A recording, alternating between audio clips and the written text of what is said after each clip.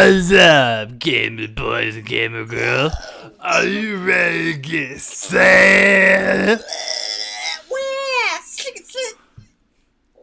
Slit. Goddamn. Trigger warning, everybody. You know what? Let's get started here with an introduction of who we are as people, because we've already recorded one episode. I'm Fart Master. Okay. We don't have I will a name only for be this show addressed yet, by so such. Okay. Do you want me to do that? We can do that. No, I don't give a shit. It might take a while for me to adjust, but I can make you Fart Master. I'm okay. I don't need to be Fart Master. We did one other episode, and we just ended up overdoing it. This is my fault, basically. Overdid the lyric analysis on a different album. So that's why this episode will be first, and the other episode will be second, so that it's more or less, optional that they spend so much time on one album. We analyze lyrics to get pussy. Yeah, dude. Oh, I mean, that's not why I do it. I do it for the knowledge. I'm all about the puss. Nothing gets puss like album analysis. I'm doing it so that hopefully someday I'll be a respected scholar. Of puss. So Ben, welcome to Ben and should I be TJ? TJ, you're used to calling me TJ. I am used to calling you TJ. So TJ, I go by Terry over here since I moved away from where he is. Because he's a loser now. I became an old man name. Or old woman name. It is unigendered there. Yeah, it is unigendered. Or is it bi-gendered? I don't know. I don't know actually what the correct term is there. Fucking gigantic. We live 4 states away, and frequently they slap into each other. The FBI has to monitor our penis activities. Depending on what city we live in, we affect the weather and gravitational pull. We're kind of like an ocean. Yeah. So I mean, obviously we have strong opinions about things. That's why we thought we should make a podcast.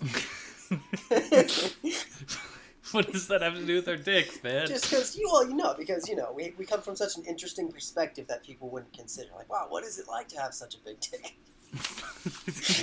How does it change your thinking? Well, that's why we're here. It takes all the blood away from your fucking head. I'm TJ. That's Ben. I'm Ben.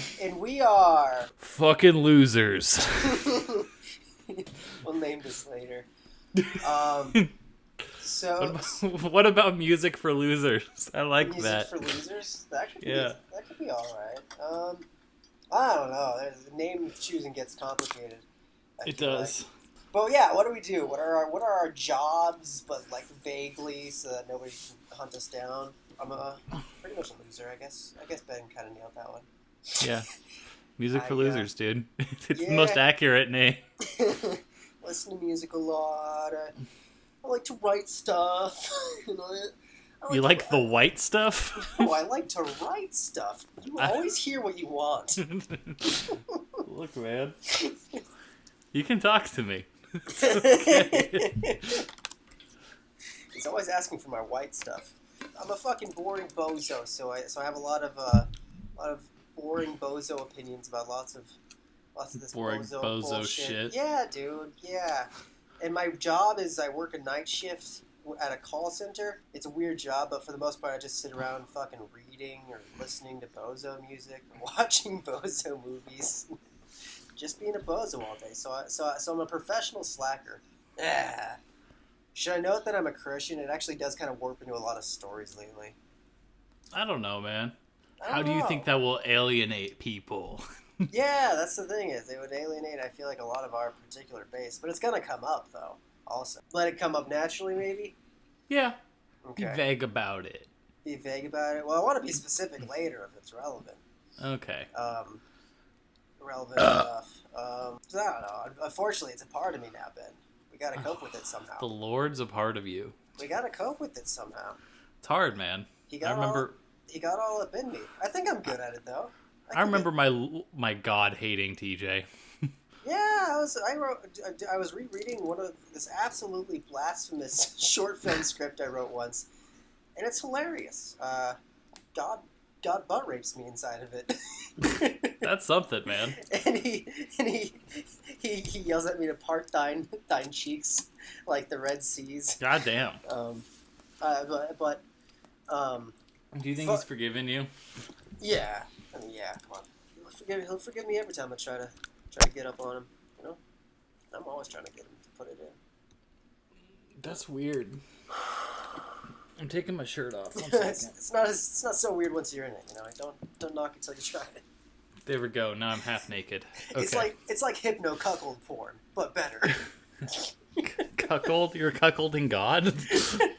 Well, no. It's like you're like praising the sin, and he has to like watch you in your sinful state, but he's turned on too. God damn, dude. Diophiliac? I don't know. Sure. Okay. I'll try to do a singular clap after a moment of silence here. But yeah, because I don't know. I think I'm a fun Christian though. Let it flow naturally, man. All right. Coming back. I think that's about all the interesting information about me that might become terribly relevant to like the day-to-day fucking stuff. That's cool. How about you? My name's Ben. I have 2 cats, 3 rats, and a lot of hermit crabs. Yeah. Yeah. Oh, me and Ben used to live together. We did. Yeah, that's why we are fucking doing this. We know each other. Yeah. But he's over in fucking Ball land. Yeah, he's in Ballland. Moved away from him. I left Ben all alone. And, You left me all alone with a there. woman. Yeah, all alone with a woman. You gave me a caregiver, and you were like, Yeah. make sure he doesn't starve, and then you flew away. Yeah. I moved out to Pittsburgh. And hated it. And hated it. And now I live in Arizona. And hate it less. No, yeah, Arizona's pretty great. I really like it. But yeah, I work retail. Oh, yeah. Tell us about it. Old people are the fucking devil, man. I hate old people. They are just like fucking the worst. They don't give a shit. Yeah, dude, I deal with old people too during my Don't they fucking suck? Aren't they surprised just like I'm surprised we haven't discussed more about how much we dislike old people. But yeah, dude, they're pretty awful. they just don't give a shit about anyone other than themselves. And I get it. Yeah. They're probably in immense amounts of pain just walking around, but It's true. It's true. look, man, stay cognizant for like half a second so you can actually ask me the question you're mad I don't know the answer to. Yeah. I imagine once we're there, we'll regret all of our Misdeeds. shit talking towards them. Yeah, but No, I they're don't definitely think so. forgetful. They're definitely forgetful. I think And, I'll see 20-somethings dealing with me when I'm old and just be sorry all the time. Yeah, that is a type of old person too. You do see a lot of old people that are also really apologetic for just being old and how they are. You know, and I appreciate them for that. I feel They're bad. inferior and they understand it. I think I prefer seeing the one that keeps on fucking up and they're just like, I don't know what the hell I'm trying to say. The weather here, dude. Yeah, man. What's it like over there? It's a cool 79 degrees. Okay. I got 112. Go fuck yourself. That sounds like hell. I was riding my bike. Why? Because I ride my bike. It's an electric one, so it does pedal assist. But you barely even notice that you're pedaling. It's just being in the heat for so long. I was pedaling on my way to work last night, and it was 108. It was pitch black outside. Oh my god, why do you ride your bike in that fucking heat, dude? That's fine. The pedal assist honestly does so much more work than I expected it to. It's basically like you're just kind of like if you were trying to flimsily flick your wrists at the end of your arm. That's about the amount of effort that you put into pedaling. Are you wearing like a fucking tank top and Daisy Dudes? No, I was just wearing a t-shirt and jeans. No shorts. No shorts. Respect. I don't have any shorts yet. I'm not a shorts person either. I get it. I No, hate shorts. that's one of the things I'm trying to spend my money on right now. Actually, is Shorts. Getting dark shorts so that there's no wet mark on my ass at work. Ooh, that's a weird trade-off, isn't it? You got to do wet mark versus heat attraction. Yeah. I guess probably red would be the best bet.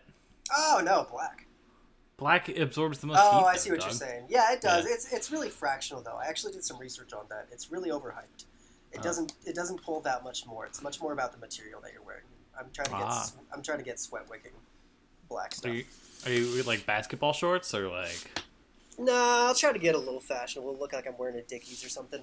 Oh, little Dicky. Whatever I can get for the cheapest on Amazon that'll fit that category. Okay, that's fair. I have one sitting next to me. I just got in the mail, so I'll be trying it on later, and you guys will get a shopping haul update. Well, this is a weird intro for a podcast about music. Listen, dude, we'll fucking... 15 minutes that we're talking about your fucking shorts. This isn't a podcast about anything. We just surround it with... A vague theme. We just have something that brings us together, and then it might or may not happen. But yeah. Let's ignore the topic for this episode. Ben, how are you doing? What's your story? I'm doing great. Okay, so yeah, did I explain why this episode is like it is well enough at the top? Yeah, fuck Yeah. it. Okay.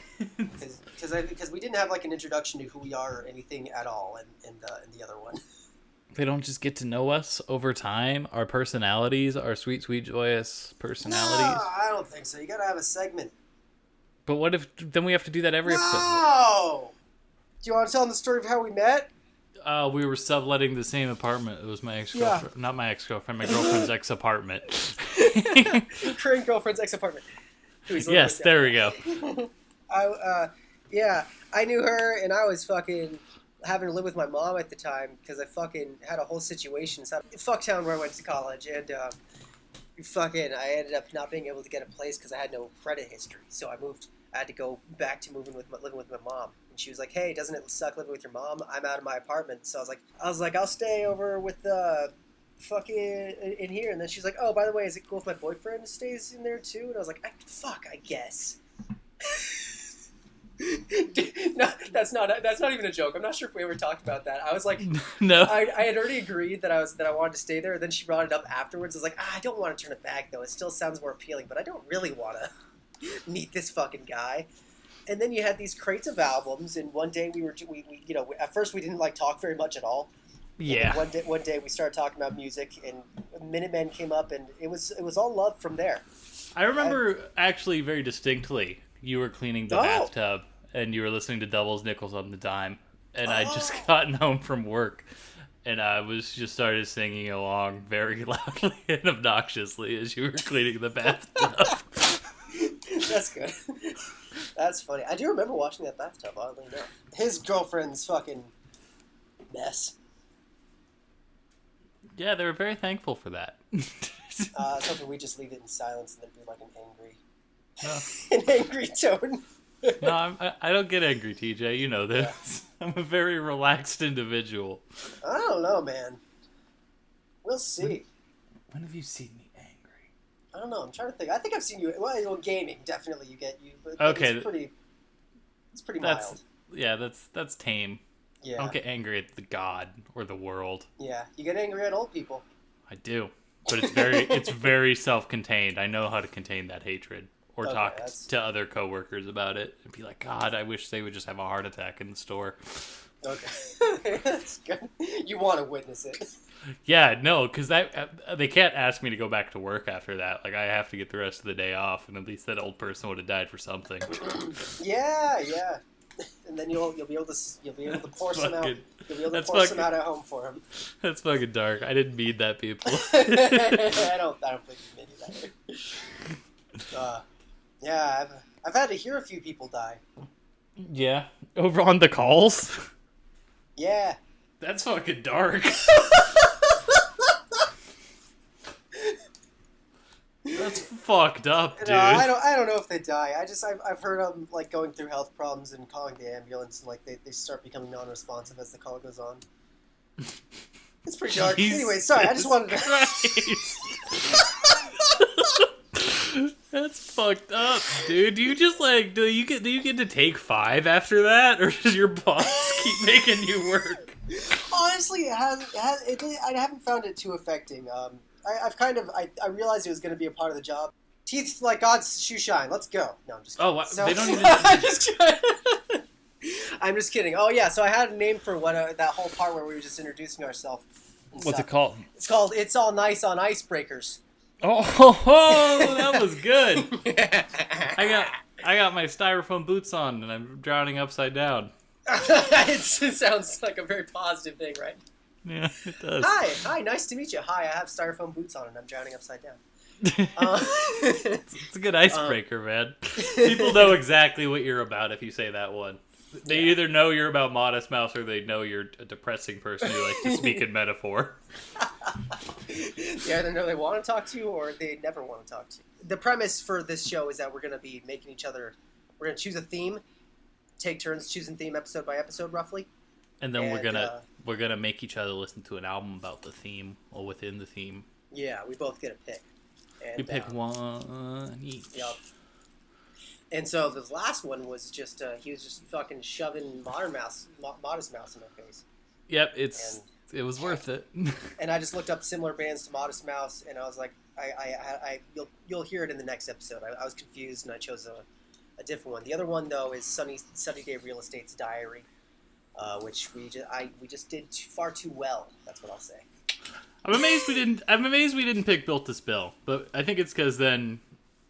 Yeah, I'd be going in knowing both albums, and that'd be awkward. Plus, it was my pick, dude. I wanted it. Yeah, that's fair. I wanted some of that new shit, dude. You want some new juice? Some new juice in your arm, baby. But yeah, Modest Mouse, Lonesome Crowd West, one of my top 10 all-time favorite albums. Good burp, dude. Good burp. Yeah, a good burp for a good album. Yeah, it definitely strikes an emotional chord with me. It has feelings of ennui and listlessness as you fucking just kind of travel around the deserted fucking malls and vacant landscapes of hopes and dreams that slowly kind of drift away as you become an adult. It's really good. Should we start with the first song, or should we give a general overview of how we felt about the album? I think we should do that at the end. Okay. Because I thought... Oh, no, I thought we should start with the first song at the end. I'm just kidding. Let's do the album in reverse. No, but let's start off with Teeth Like God's Shoe Shine. I think that we should just kind of like listen to the song and use the song length as a metric for how long we should talk about the song, probably. I thought you were just wanting me to like fucking hum the song out. I thought that was the whole concept here. Oh, I mean, if you want to, we can change it. From the top of the ocean, birdie! Obama's guy. God damn! Show that I can well. We both, yeah. I'm sure Isaac Brock would be honored by our impersonations of him there. My first thought was, I'm not going to joke. My first thought when I turned this album on was right here. I was like, wow. Built to Spill ripoffs. That's a lot of people's first thought when they listen to the second band that they listen to of these two. Yeah. To be fair, this song is one of the ones that stands out on the album as being similar to Built to Spill, I feel like. Really? Yeah, I do. I definitely feel like it's more aggressive than most of the Built to Spill stuff.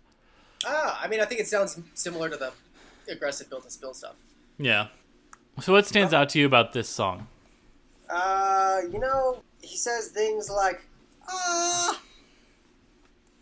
always think about the overly prophetic, the malls are the soon-to-be ghost towns lyric, where it's like, I think he meant that in a very different way than what actually happened. Well, how do you feel he meant it then? I feel like it was kind of just an anti-consumerist statement. And I don't really feel like in 97 the internet age was where it was at. Like, I don't even think you bought things online at that point unless it was very, very specialized. Okay. Yeah. Because you're saying the ghosts, like, it got taken over by the internet. Yeah, that's how the malls are now. Yeah. Yeah, I got you. Yeah, the consumerism hasn't really changed since then. But maybe he could have, I think he was trying to suggest that the buildings are at least empty. Yeah. That it's all a passing fad, which I think is pretty spot on. But do you think that he was trying to indicate that the consumerism would die? I think he was kind of trying to indicate disdain for consumerism and how it doesn't lead to genuine fucking happiness. Yeah, I'm with you, dude. The thing that shouts, he sounds angry in this song, but he also has a weird sensitivity to his voice that makes it like kind of crack, and he has like this half palsied like shrill yell, and I'm very glad to have him. I think he's got a really unique voice. No, his voice is great, and it's very emotive too. That's what I love about it. I mean, that emotion's usually sad, but he gets that emotion really well. Yeah, there's a lot of anger there too. Sad and angry, yeah, those are the two. He's a very sensitive man. I imagine he would want to share his poems with you a lot or something, and then he'd be like, yeah, I don't care what he said. I think he actually just likes to drink a lot. Yeah, no, I think you have ample evidence for that. Like when he fucking backed into a cop car, and that's how he got his DUI. Oh, wow. I didn't know that, dude. Yeah. That's quite a story. I bet he was angry and he meant to do it. Yeah, take them all for a sense of happiness that comes from hurting deep down inside, or you could add it up and give a shit. Yeah. Go to the family doctor. It's all worth it. It's all worth it. Oh, with that. I think that's probably echoing what I was saying earlier. Yeah. Trying to find a natural joy or fucking something that adds meaning to life. Or even just... Yeah. Go ahead. No, go for it. Go ahead. I was going to say even just taking care of yourself, like going to the doctor. It's all worth it. Is he? Am I not? Am I dumb? I think so. Well, hold on. Doctor. Because then he says it's all wrong. And it's all gone. I imagine him saying that like in the voice of somebody trying to like do an ad to you, you know? Yeah, that's fair. But I might be fucking wrong. No, I actually do think you're right. Fucking, he talks about Orange Julius and stuff. No, oh wait, yeah, what the hell? You're trying to skip past the sheriff part, aren't you? What, the sheriff part? Yeah. The fucking incredibly complicated and dense first paragraph of lyrics. Verse 1. Yeah, that's right. Yeah. That's right. I forgot you really wanted to talk about this. We covered that one in the last one, and but we're gonna cut it out because it's in the other one, the other episode. I thought it was interesting, at least. I don't know, I'm not allowed much danger. Keep in line, you're an old friend stranger. This is the sheriff talking. You'll burn me in effigy, and I'll burn you in effigy. He's saying that like they want to hurt each other, but essentially it's pointless because they're representations of like the greater battles that become like abstract throughout society. You know, like he wants to be a rebel, fucking driving too fast or whatever, and he wants to be a cop. Really, they have no identities. They don't stand for anything. Or they do, but it's just like so subsumed. I'm not sure where he would actually stand on that. Whether he would say that you lose individuality to the mass of culture, or whether or not that is a legitimate like identity. Wherever you land within that mass, or if he would say that it's impossible to be authentic. I don't know where he stands on that. I mean, that's a good question. I don't think he probably has. You got to keep in mind he was 22 at the time when he wrote this album. I don't know if he has like a definitive answer or worldview at this point. I think that's true. Yeah. This album feels like it's more about the search for a worldview and the search for authenticity, as opposed to he has the answer for it. And that's kind of why this album feels like a struggle at points, like a give and take battle to kind of survive. Yeah, hilariously, the thing that was going to stop him from staying alive was himself. I was drinking water. You just read suicide into everything. So it's when your like one like line of your lip is deformed upward or downward. It looks like they're usually upward, actually. Yeah. But yeah, what an odd detail. I wonder if there's like one cop that he encountered who he's just like really digging at by me when you're mentioning. It's like fuck you and your hair lip, dude. Fuck you and your fucking hair lip, dude. That's the one that he reversed into it. But yeah, I guess this song is probably overall a thing about struggle and like fucking trying to find a sense of authenticity while also not really being able to make your own way in the world. And the telephone goes off, pick the receiver up, try to meet ends, and find out the beginning, the end, and the best of it. Yeah, I think he reprises that same idea in a later song of picking up the phone. I think he makes a connection again over there. And I'd say who's on the phone, and then I remember we brought this up last time and we didn't really go anywhere with it. But I was like, at the time, I was like, oh, I bet it's that girl that he likes. No, dude, it's him talking to like a bill collector, or it's him And like trying to borrow money from someone to pay rent, or. And you know what, dude? Yeah. I agree with you. Yeah. When I was reading over it, I was like, no, that's not as strong as I thought of a connection.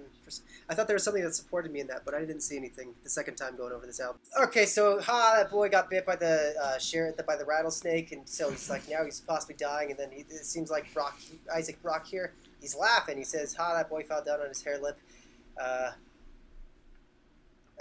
Yeah, which sounds like rejoicing, right? Sounds like he's mocking him, right? Ow, ooh. Do you think?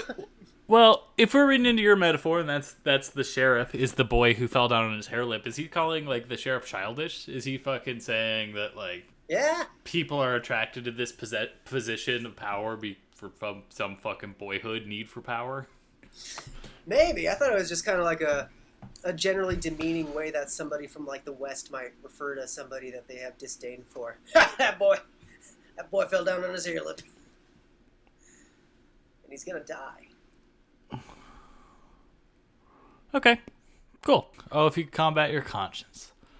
Yeah, and so I thought that he may have been referring to himself compacting his conscience in that very scenario where he'd end up mocking the sheriff because he didn't care about the threat that was happening to him. In fact, he leaves the scenario and pays the county rent, which is I think a speed ticket probably.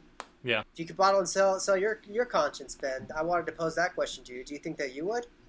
No, probably not. Yeah, I think verse 3 has one of my go to the grocery store, buy some new friends. What do you think he means?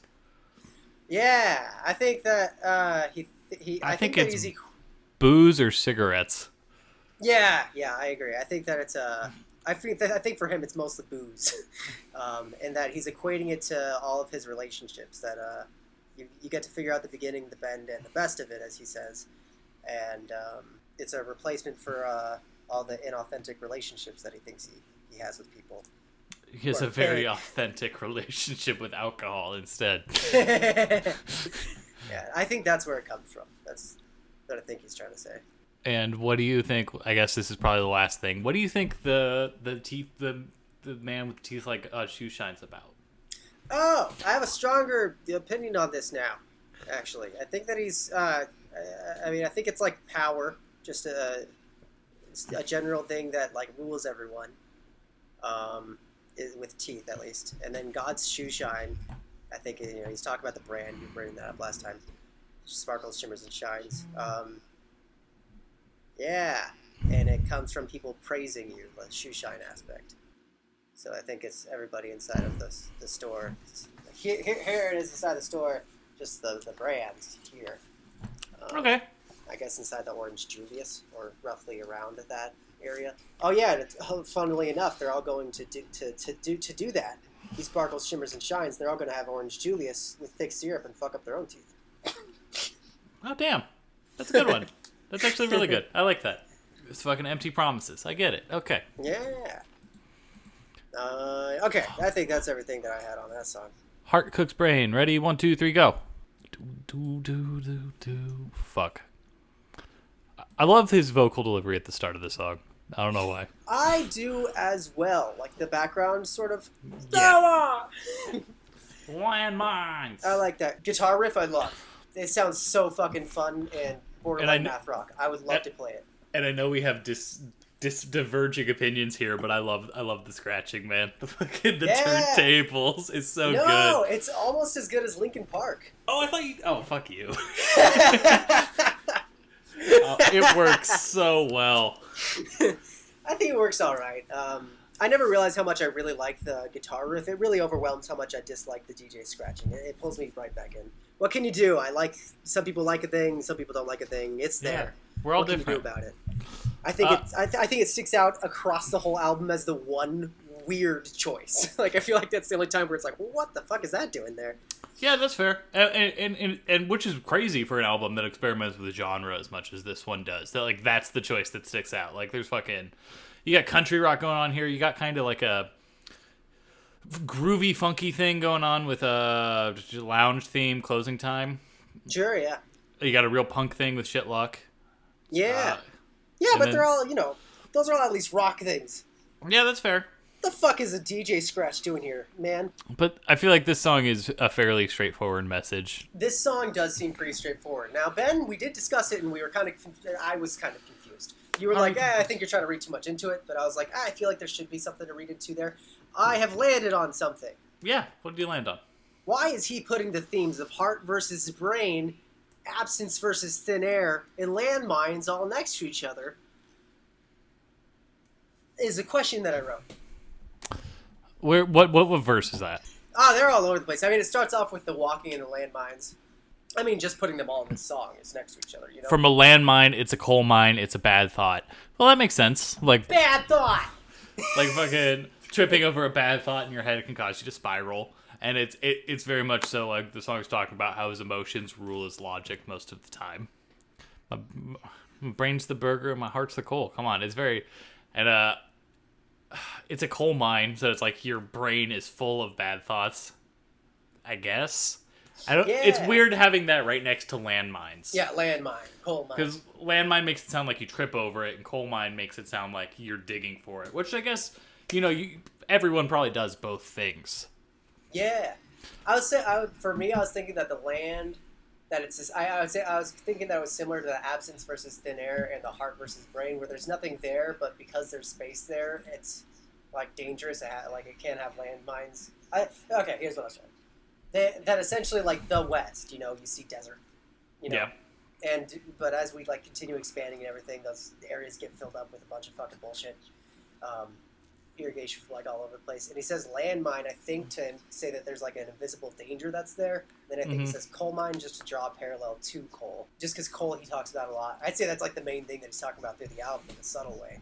Coal? I'd say he's an environmentalist, dude. I think he's secretly very liberal. Yeah, it's a big secret. But yeah, so I think that he's bringing that up. But also, coal mine, coal, charcoal is what cooks the burger. So that's like at the heart of consumerism, I guess, maybe, or something that like makes you at least desire something to fill yourself with that isn't authentic. Yeah. I don't know. It's kind of like just like I don't think he's like making a clear message there necessarily, but I think those like associations are at least there well enough that he's drawing really good like associations. Like all those images kind of fit really well, especially for like determining something, what the themes are for the rest of the album. He's like getting them all knocked out. Heart versus brain also fits under the polar opposites. Absence versus thin air is such a weird one. Because, like, what the fuck? Because I think he's saying that if it's empty, then it's thin air. But then if you put them all there, it's absence. I mean, just something small versus nothing. Sure. But he calls that one the match of the century. And that's why I think it's more... Oh, yeah. It's more important to him. But maybe I'm fucking reading well, too no, much for into me, it. no, if anyone's overreading, it's me, Ben. Okay. I think we can establish that pretty quickly here now. What do you think about I push things out through my mouth and get refilled through my ears? Oh. I was thinking that the point that he makes, because what caught me was that it's a bad analogy, or it's an imperfect analogy across the song. That he has heart versus brain, and then, oh shit, what was the other one? Oh yeah, and then his brain is the Buffalo. I should have the lyrics in front of me. Brain Shit, is the no. cliff and his Yeah. heart's the bitter buffalo. Okay, so that one ends up switching. Which thing would end up like possibly suffering or getting exploited over to the heart? And I think that he intentionally is possibly making that flip I don't know. to show. Go ahead. I think it's showing his brain as a limit and his heart is kind of something that chooses to enact with that limit. Maybe I'm wrong. Maybe that's stupid. First his brain's a burger. Then his brain's the weak heart, and those things both can be worsened or, I guess, bettered by the thing that's contrasted to it, in which case the heart is the coal, and then the heart is the long stairs, respectively. The heart could improve, the long stairs could improve it, but it could also kill him. Yeah. The coal could overcook the burger, or it could cook the burger, bring it to fruition. Then the last one, is his brain's the cliff. And then his heart's a bitter buffalo. Like, which brings the image of Western people. They would make fucking oxes. Yeah, Ox. They'd make ox jump off of cliffs, and then they'd go gather their bodies and, eat them and stuff, and make furs and blah blah. So my conclusion from that being such an imperfect analogy was that I think he, especially with the song Polar Opposites later, I think he's trying to draw that there's like an inverse relationship where they take and give to each other, and it's about trying to like find a balance. I think he's supporting trying to find a balance. Like if you go all brain, your fucking heart's not in it. But if you go all heart, you're gonna fucking be suicidal. Yeah, and when his brain is overworking it, I think later on, I don't remember which song, but I think he says something about his heart drying out. Yeah. And that's when he tries to give up boozing, I think. Convenient parking, baby. Sure. That was the last I had there. Yeah. Ready? 1, 2, 3, go. Love the guitar part. Just fucking, I can dance. Yeah, I feel like this has got the kind of... I said cake and Beck last time, and I think you got offended by that for some reason. I get more Beck than I do cake. Oh, okay. Cake, I can actually think of an exact song that I was thinking of, which is Comfort Eagle. I get it. It's the way he's talking. I get it, but... Yeah, it's this fucking, like, weird, lazy, cool... But this is kind of like a ragtag team of casino robbers as they walk away from a heist in slow motion kind of music. It's Ocean's 11? Is that what you're saying? Well, no. It could be Pulp Fiction, Reservoir Dogs, but just like, Those aren't casino robbers, man.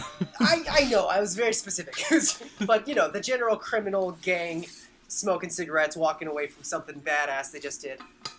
But that's the vibe I get from that kind of a group that it's got going on here. I definitely feel like this song also has a very straightforward message. Yeah! Convenient ack. He just... Parking is way back. He just kind of hates the urban sprawl. Yeah. He's just bitching. He doesn't like that you go to a store and you buy some shit and you put it on your wall and then you got that shit. But then you got to go buy more shit and fucking... He calls them rocks and plastic rocks and...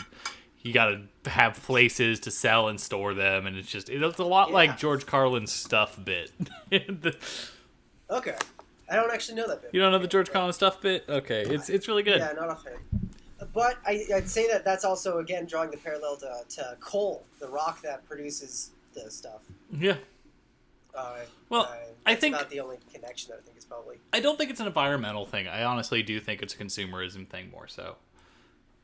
I feel like the urban sprawl is unsatisfying, and like Isaac Brock, he grew up in Washington. Like he grew up in a place where it's like trees and shit everywhere, and then he would go back to fucking his town that he lived in, and it's just like devastated, and it's just fucking shopping centers and malls and big parking lots, and it's like fucking all the prettiness is destroyed there.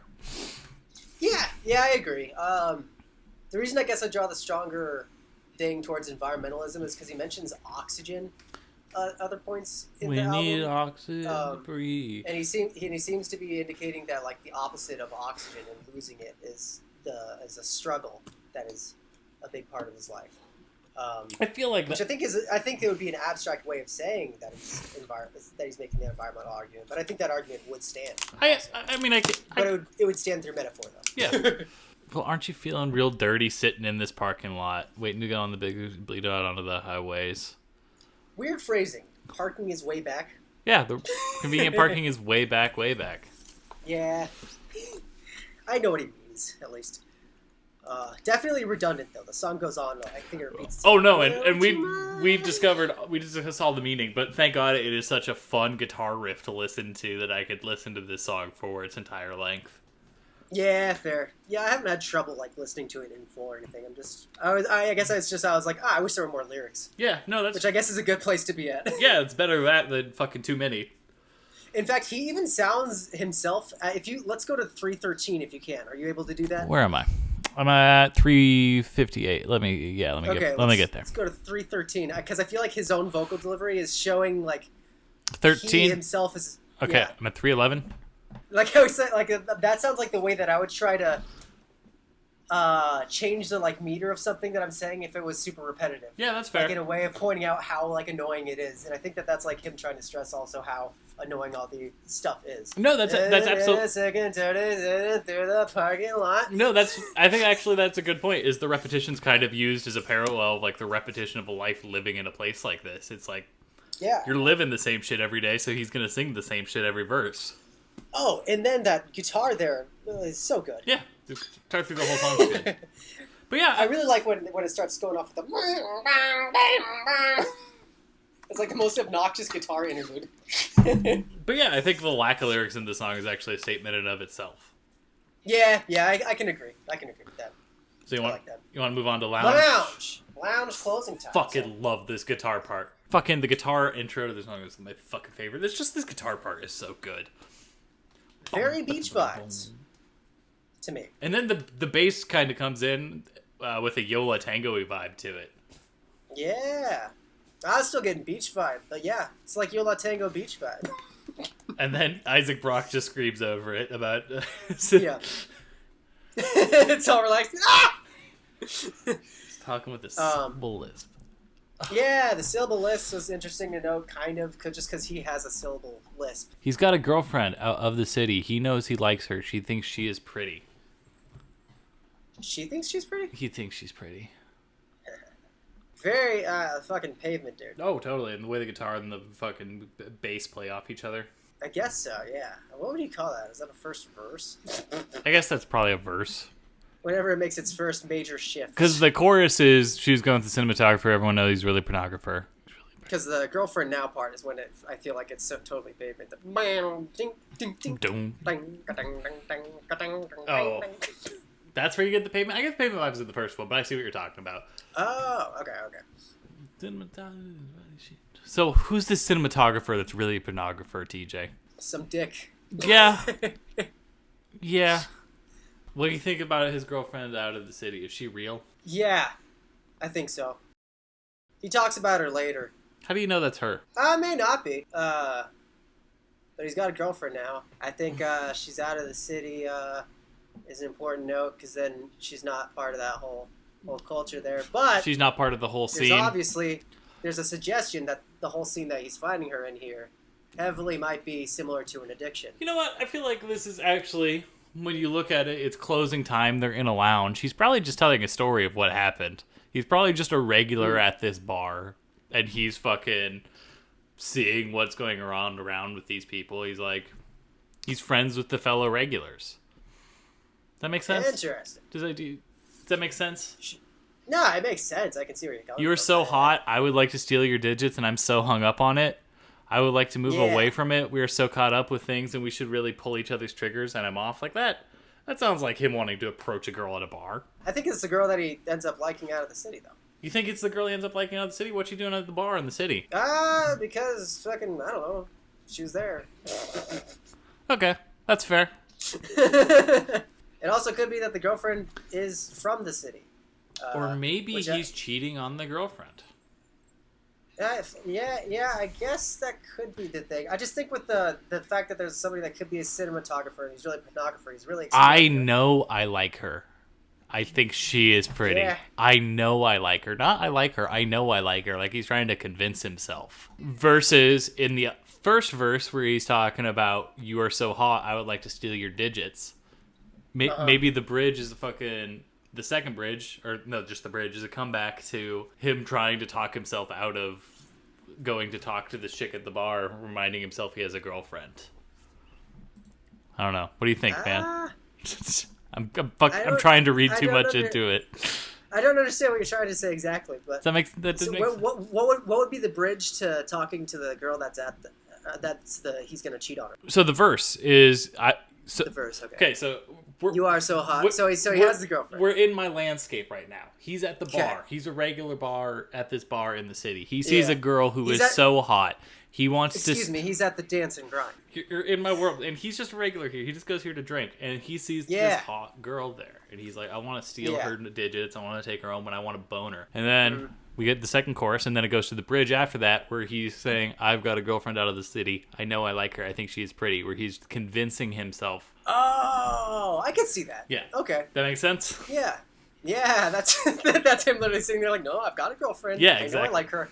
I think she's pretty. Because I know I like her is such a weird way to say that, as opposed to I like her. I think she's pretty. Yeah, I kind of like threw that away, his delivery of I know I like her, to being like kind of like a rock and roll sort of way of saying a line. Because he does that a little bit throughout the album.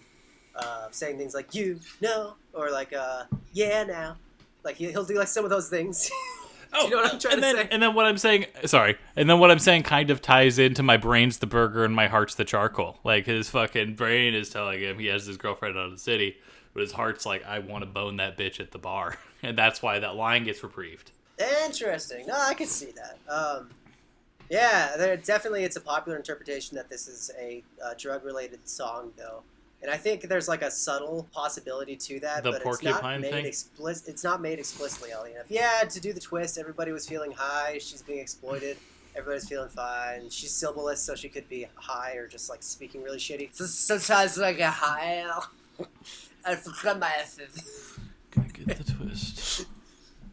But it's not oddly explicit. But then yeah, it does reprise the brains, the burger, and the heart's the charcoal. So it's an interesting thing there. For me, I was just drawing a parallel between the emptiness that he's feeling with alcohol versus the desire to have something more fulfilling in a woman. And that the way I read it was that this woman is the same woman that we'd see later who ended up becoming an addict. Gotcha. But I think both of those interpretations are fucking solid. I'm always going to go for like trying to interlink things though, because that's how my brain works automatically. No, that's so fair. I just fucking, I always go with it. I grab onto ideas and run with them. So we'll have good, balanced fucking dialogue. So on to Jesus as a child. Jesus Christ is an only child. Jesus Christ. I love fiddles. I want more fiddles in music. Yeah, I really like the whole departure that this takes from the previous songs, and it fits somehow. Yeah, totally. Honestly, putting himself on a like weird tape in the background going. Rah, rah, rah. It fucking it works. So lyrically, I think he's contrasting the behavior of Jesus. This one's kind of tough. This song, interpreting it. His dad was oh so mad. He should have insured the planet before it crashed. So I think he's contrasting the behavior of Jesus, the son who's drinking and smiling, was the only child and forgave everybody inside of real life, or fantasy according to some people, and indicating that the forgiveness of sin in him would have come from I think a praiseworthy or rebellious sort of moralist like Brock would relate to, whereas a seemingly Old Testament God just wants to kind of, I think he's saying that would want to exploit the world to an extent, just to sort of make them do his land, and so that it devalued and actually would have bastardized the old conception of Western thought's God. And so Real hard to make internet cash. Work So your I fingers to the think that- bone, sitting on your ass. I know now what I knew then, but I didn't know then what I know now. Penny found out as her hair was styled, you should hide your kids while the dog run wild. that one's tough. I think it's only readable through another song that he wrote Yeah, on a different album. that's a stretch, dude. Are you You talking haven't about? even heard my arguments, and you're already saying it's a stretch. Are you talking about fucking wild pack of family dogs? Yeah, that's the best interpretation I could find from anybody. What do you think it is? I don't fucking know. Working real hard to make. Oh, wow! Cool! So you'd rather just say nothing rather than make a stretch. Well, fucking working real hard to make internet cash while working fingers to the bone, sitting on your ass. What is that about? Sure. I didn't finish the first part. Oh yeah. So I think he shouldn't have had him. I think he's saying that he shouldn't have had the kid because the planet's now devaluing, and so the forgiveness. I feel like Brock is essentially saying that he's, if there is a God, that it's an immoral God because they shouldn't, and nobody should have been forgiven, and that the Western thought has led to gluttony, and that's what he's just sort of complaining about that in a very disorganized way of saying it. Huh. That was my reading. Okay, that's fair. I like it. Working real hard to make internet cash. Work your fingers to the bone, sitting on your ass. What is that about? What's the internet cash he's working hard to make? Yeah, that one I don't know. I have an interpretation when it fits in with the wild pack of family dogs thing. Because otherwise I don't really know. What do you got?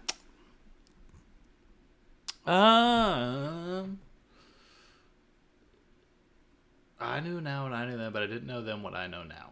It's fucking. And who's even on the internet now? Yeah, no, this song's so fucking borderline Sunny Day Real Estate. Yeah. I mean, I know now what I know then, but I didn't know then what I know now. Seems like a fairly obvious lyric.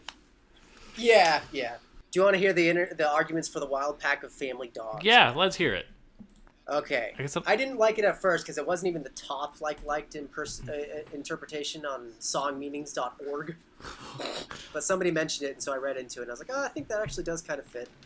There's another song called Wild Pack of Family Dogs that's released on, like, I think an EP. I don't even think it's on an album. It's on the moon in Antarctica. Oh, I'm wrong. I guess so it's inside that song. It's got his sister first, and then his dog, and then him at the end. But he's not kidnapped by a family of dogs, which the dog and the sister were.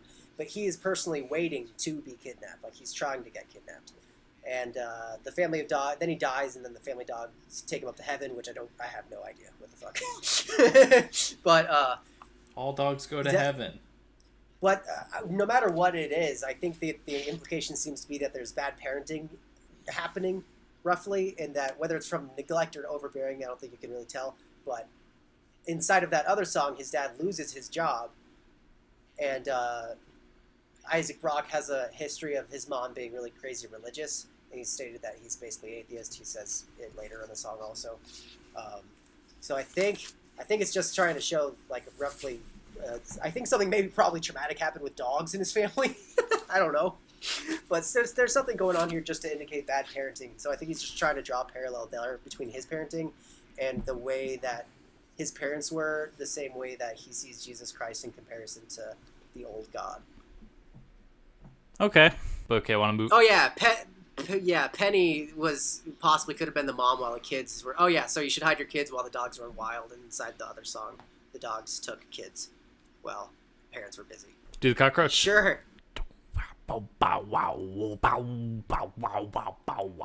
This one's really straightforward, I feel like. I was in heaven, I was in hell, believe in neither, but fear them as well. And sometimes his yell, dude, when he does that, please shut up, his yelling is fucking perfect. Yeah. He's just going crazy, man. He doesn't want to deal with these fucking people. And he doesn't want to deal with the fucking consumerism. Dogs eat their own shit. He's basically saying we're eating our own shit. Yeah, dude, he's calling us cockroaches, dude. Yeah, we're circling around the drain, man. I really like this verse 2 fucking lyric when it fucking comes out. 1 year, 20 years, 40 years, 50 years down the road in your life, you'll look in the mirror and say, my parents are still alive. Yeah. I like that, and I like its delivery. Living longer and longer. Oh. Is that what you get out of it? You don't look oh shit, what did you get? You don't look in the mirror, and I guess you don't have a dad. Oh, you see yourself, you see your parents in yourself. Okay. Yeah. I don't know why I didn't consider that. That is a very good reading. At about 3:14, he gets really the guitar gets dope. Specifically, like 19 to 24, those fucking pluckings. 319 to 24. Oh, that It like gets ahead of itself too, like the quick strumming on the like half muted strings, you know. Yeah. And then the bendy note musical interlude is so good. The I gotcha. So I like a lot of that, but honestly, that's my least favorite song. Doing the cockroach, your least favorite song, really? It kind of grosses me out. I feel like he's being such a dick. Wow. I think Isaac Brock is kind of a dick, dude. I wouldn't say least favorite. That seems a bit harsh. This one, for me on the album it is, but I think it's a little bit reactionary because, yeah, it does have those two musical moments that I really like, but I think the lyrics are kind of like, they're really straightforward. Yeah. And then, what's he saying? Like, I think he's mostly just being like, I'm pretentious. I think he's saying the same message he's saying for most of the album, man. I agree, but I think that message is pretentious. Wow. And this one's the worst way to put it. Yeah. You're all cockroaches. Well, he is too. I guess so. We're doing the cockroach, yeah. He admits to his own faults, but he's still, his self-hatred comes from hatred of everybody else, it seems like. He doesn't like that he has to be a part of everybody else. Yeah. And he wishes things were different. Like he consumes and he cockroaches, let's say. He cockroaches because he wants to escape from it. But everybody else, they're cockroaching in ways that don't face the problem as directly as he does, to like mute the feelings. Ah. I think that's kind of what he's saying. I disagree. All right. Because he wants those people to shut up. He definitely still has the feelings. Well, no, he has feelings. He hates him. I agree that I think he dislikes him. But I think that's like I don't think.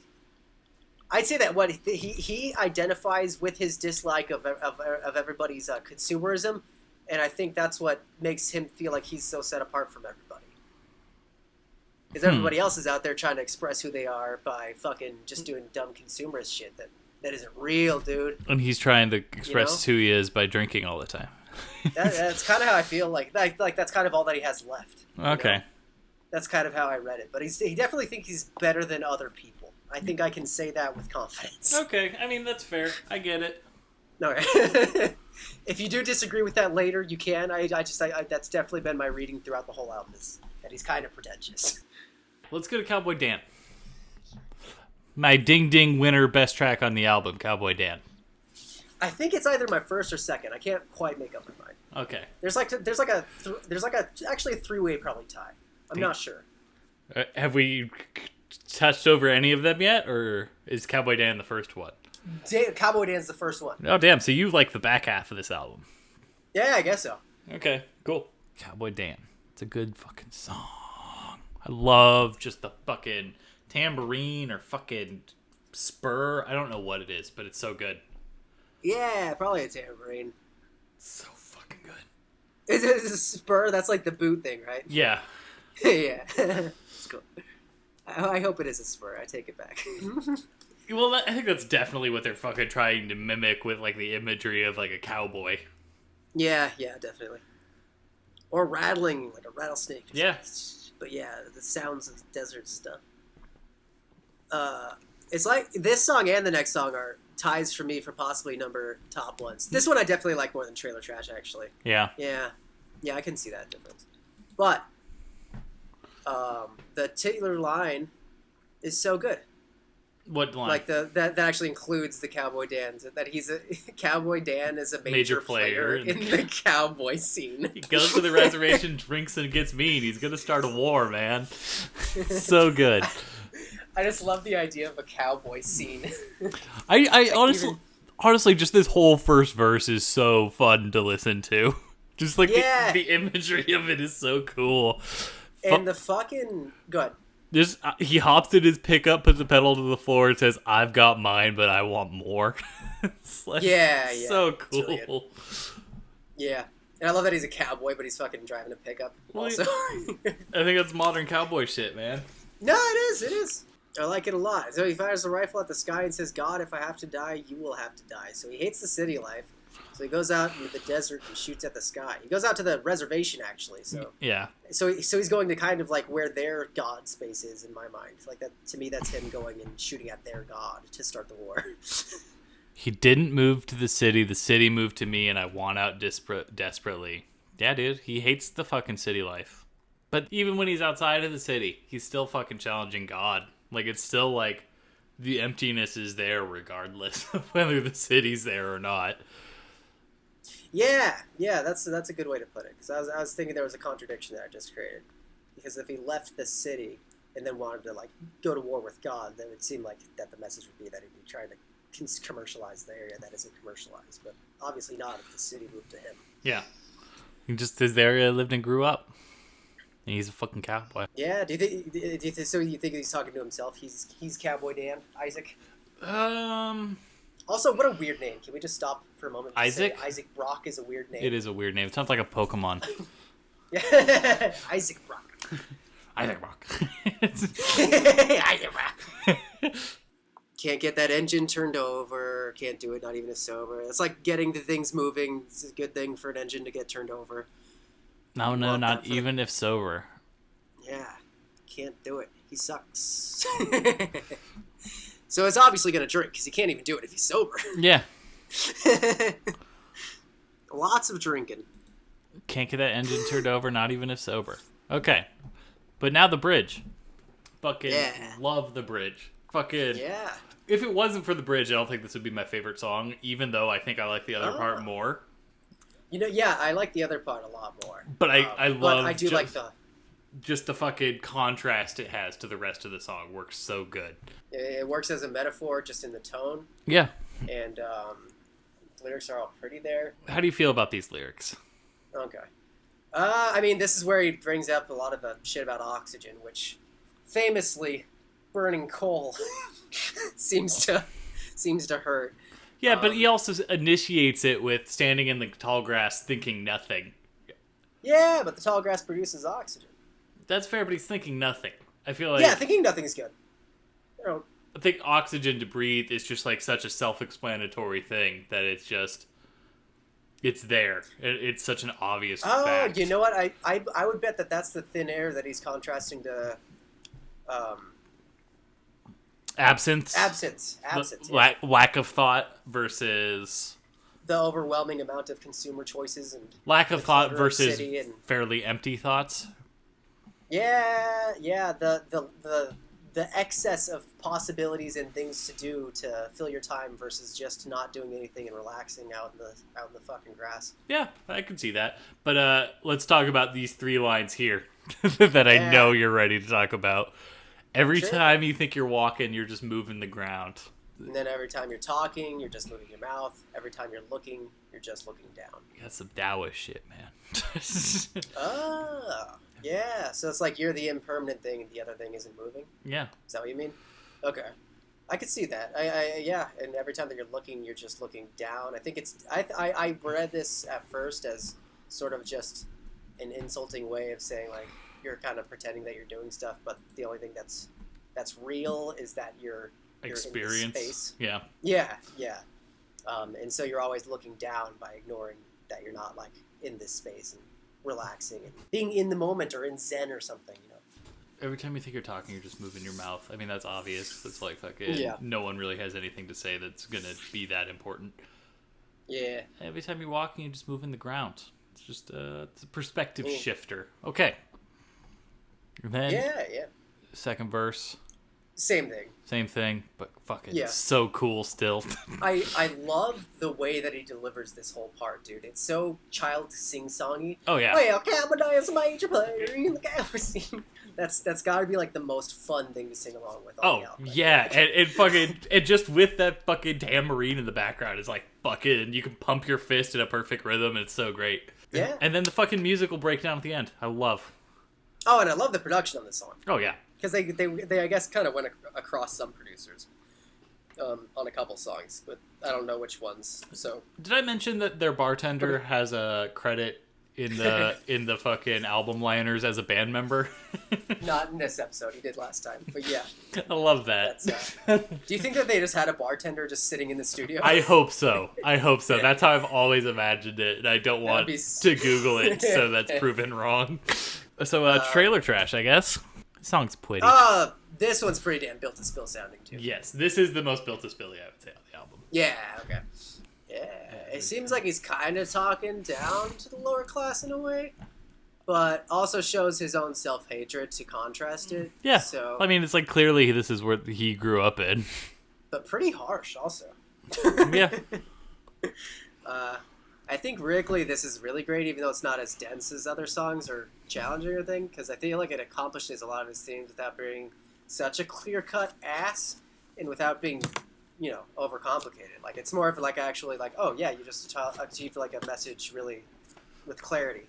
Short love with a long divorce. Like that. And a couple of kids, of course. Yeah. It's fucking They don't mean anything. It's fucking depressing. But it's fucking it's something we've all encountered. This is also kind of reminds me of Death Cab for Cutie, just the general tone. I haven't listened Definitely to more Built to Death Cab. Spill. Oh, okay. But also the guitar tone in this song is just really pretty. What guitar tone are you talking about? Like the fucking dee-doo riff? The higher pitch things that fluctuate. Yeah, that. I really like the harmonic work on the other fucking guitar too. Well, at the end of the song, they go into this fucking guitar kind of solo thing. I guess he just takes the lead to do a musical interlude, and the guitar tone like had to be so concise. I feel like to not overdo it. Oh, and yeah. to, steal the show. And I feel like they picked the perfect guitar tone for it. and to build into the anthemic sort of higher pitch notes at the end. Fucking love it. Like, I feel like if you just look at this, having skipped in from the first part, you'd be like, how did they transition get to this in a way? Yeah. Did they transition to this in an authentic way? And I really feel like they do. And they do in a way that's like more complicated than you would think they did. Like the path they took here is strange, but it works. So I was really happy about that. This is one of my top 3 on the album for sure. Yeah, but it say sounded like it's it's number three. 3. Yeah. Probably number 3. I don't know what my top 3 are. I just know Cowboy Dan's probably my favorite. Actually, there's another song on here that's comparable. Another 2 songs on here. And after this, we get like a triad of really simple, repetitive songs. Out of Gas. I love this guitar part. This is their hit single, I feel like. But I feel like if they had to choose one from the album, this should have been it. It's actually Trailer Trash, I think, is the big song off this album. Oh, Trailer Trash, I can see. It's actually anthemic. Yeah. But as far as like just a single would go, like just a verse, chorus thing, I think this one's got it. That's where it's at. It's catchy. You will come down too soon. Come down, come down. I really like the line opinions where like kittens I was giving them away. It's simple. It's very direct, but I really like it. He's just kind of showing us a funny little line that he has. I don't think this. It sounds so much like something that like people would say in a bar. Oh yeah. some old boomer dude. Out of gas, out of road, out of car. I don't know how I'm gonna go. I mean, it's fairly straightforward. It's just kind of like he's lost. He's lost, but he's still talking. Who's coming down soon too? I'm with you. I think that he's. I don't know. It's definitely the most basic song on the album, but I think he's talking mostly to himself here. You think he'll come down soon too? I feel like he's already come down. That's why I said 2 isn't as well. Yeah. He's saying he's already down. Yeah, he might just be talking to people that are having a good life. About his alcoholism or something. I don't know. Okay, that's fair. But yeah, I like this song. I like the guitar. It's fun. Yeah. It's really straightforward. Very straightforward song. Most simple gets the He's out of his fuel. I would argue probably second most simple song on the album. Yeah. So alcoholism is fuel. Oh, okay. Is that what you're reading into this, or? I think that's what I'm going to read into it. Yeah. But he specifically says I had a drink the other day. Yeah, and then he'll come down. Okay. You know, so then he's got to drink again. He's got to refill. I like the occasional drum smacks onto the hi-hat. Did you ever pay attention to that? Yes, actually, it's really nice. I like that. Yeah, I do like that too. The strums kind of get occasionally smacked pretty hard too, but it's just like a relaxing, chill pop song kind of. Yeah, it's like totally just like I could be driving down a highway, fucking sunsetting, and jam this shit out. Yeah, and I'm glad you brought up Yo La Tengo earlier. Yeah, because we can go into the next song. Fucking Long Distance Drunk. Yeah, totally. Love this song. I do. Really good. Is this your other fucking favorite contender? No, okay. It's not. But this is number 4, and it's just I like it. It's because it's so simple, and then it does the simple thing really well. The receiver theme is if it was picked up again somewhere, it would be here. Yeah, where he's picking things up. Would be getting the best in the end of it, but here would be designating. I think that he would rather be alone, which support. Drunk is usually linked to antisocial behavior. So, and this could be why he's tying it to relationships. Well, he has the girlfriend out of the city, so it's a long distance relationship, and he only talks to her when he's drunk. So he's a long distance drunk. Dude. Fuck yeah, dude. So it's like hang it up now or never. I'll take any support from you I can get, man. So what do you like that? Hang it up now or never. What do you think that means? I think it means like you have to hang it up now or else you never will because you're going to want to drink again. But then, Oh, really? I'm reading it. I'm reading it into the relationship. See? No, yes. It's either he has to end the relationship now or he's got to fucking stick with this person forever. I think the relationship is tantamount to what's driving him into his addiction. Oh yeah. Totally. I think to a large extent, it's the thing that he thought would fulfill him, or be an escape from all the fucking misery of living in the modern world that he feels. And then she sucks. She didn't give him enough blowies. You know what I mean? Yeah. Well, I mean, someone calls him on the telephone. He wants to be by himself and all alone. It's rough, dude. He'd rather drink. I know. I understand. I know that thought process. Yeah. And this could actually be. I wrote that this could follow up the last song because he just ran out of juice in the last song. In the last song, he ran out of juice? Yeah. And out of gas, or in... Yeah, he ran out of his fuel. Do I want to move on to fucking Shit Luck? Sure. I love Shit Luck. This song's so fun. The lyrics are very dense on this one. Fucking so good. Dude, just the guitar riff is so fun. And when it breaks into, like, the solo bits, oh, it's so cool. Yeah, those little, like, squeaks, you mean? Oh, yeah, just that... Yeah. I feel like the main riff is like the very first part of Paranoid if it didn't, like... the do-do-do-do-do-do-do. Yeah, do-do-do-do-do-do. Yeah, Totally. They just isolated that. But it definitely has more of a punk feel. Like, it's played faster than Yeah. Paranoid. And it's got those drums just... fucking repetitive. I feel like this song it's maybe just me. He's just having a bad day. Yeah. It's Sometimes stuff makes you mad. It's one of those things where it's like, it's very simple, and I could totally imagine the album without this song, but I'm happy they included this song on the album, if that makes sense. Like, it doesn't add that much, but it's cool. It's fun. Yeah, it's my second least favorite, I'd say. Second least favorite. But it's still good. Still enjoyable. What was your It least favorite again? Convenient Cockroach. parking? God, doing the cockroach, that's right. It could be. Oh yeah, if I went with the sequence idea, it could be because he's having alcohol withdrawal that he's so pissy. Damn. Inside of this one though is when his heart dries up. Yeah. That's why I thought that it might have been about the alcohol and the relationship following up that song. Well, I It's mean, good to have your notes out of order. the plane is definitely crashing. The boat is obviously sinking. The building is Yeah. totally burning down. Oh, That's which obviously are- relationship metaphors if we were going to read into it that way. Yeah, but they're also all part of the fuel economy. You really like that. Yeah. The building's totally burning down. Because I think there's a lot of support for it. The buildings, yeah, you need coal for most buildings. To run the energy is... yeah, I guess that's not a completely perfect analogy there. But a lot of buildings are made out of... yeah, but then they wouldn't burn down, the concrete ones. Fair. Yeah, but yeah, that song's pretty meh. Yeah. It's got the least to say, probably. Oh, totally. About it. But if you like generic punk rock, it's pretty good. Yeah. This one's the one that I'm not sure if it's number 2 or number 1. Trucker's Atlas? Totally.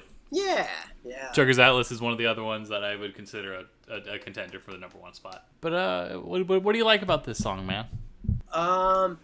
It's long. The guitar part that goes into his like weird sadistic, what I noted here, physically worn / harmed vocal delivery at the I don't feel it, it feels great. Yes. I I sold my Atlas by the great state.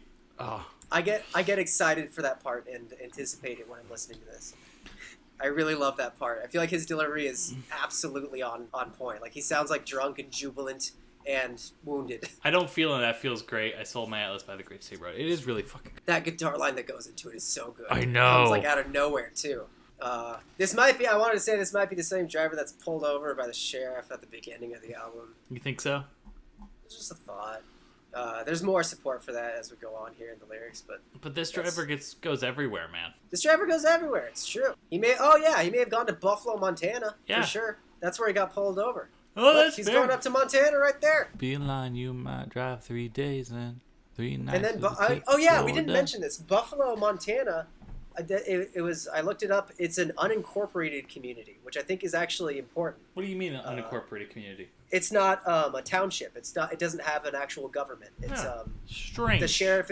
The sheriff is the only thing that can enforce a law inside of an unincorporated community. So the fact that he's there, I think, is deliberate to be a contrast to living in a city or something. Maybe that's where his girlfriend lives Well, why or something. I don't would his fucking know. girlfriend I'm live just there saying. when she has so many places, man? In this song. No. In this song, I mean, I think we're talking drugs here. I think you're talking drugs here. I think we're talking drugs here.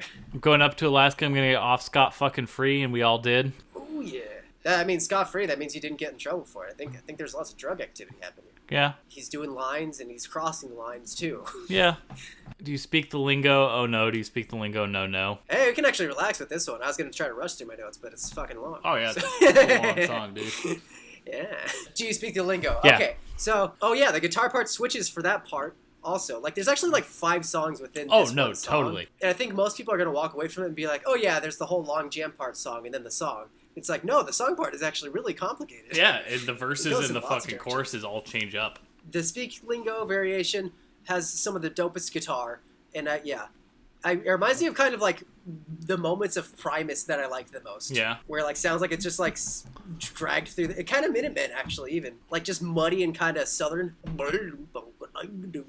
Yeah, totally. I get Minutemen vibes. I feel like I wish they made an entire song out of those particular guitar tones, honestly. Yeah. But I'll still take it here.